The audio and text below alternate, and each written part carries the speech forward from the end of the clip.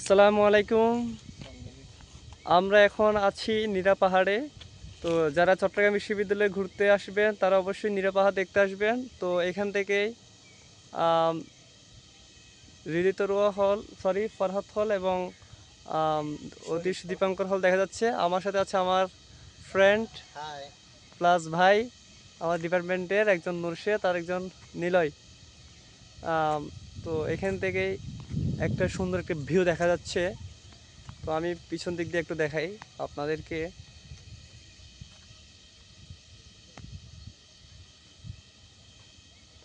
তো খুব সুন্দর একটা ভিউ। তো আপনারা যারা আসবেন চট্টগ্রাম বিশ্ববিদ্যালয়ে ঘুরতে তারা অবশ্যই অবশ্যই নীলা পাহাড় দেখতে আসবেন। এখান থেকে একটা অনেক দূরে একটা ভিউ দেখা যাচ্ছে। এটা হচ্ছে 2 নম্বর গেটে, জুম তো করা যাচ্ছে না। ওকে গাইস, ধন্যবাদ সবাইকে। আসসালামু আলাইকুম।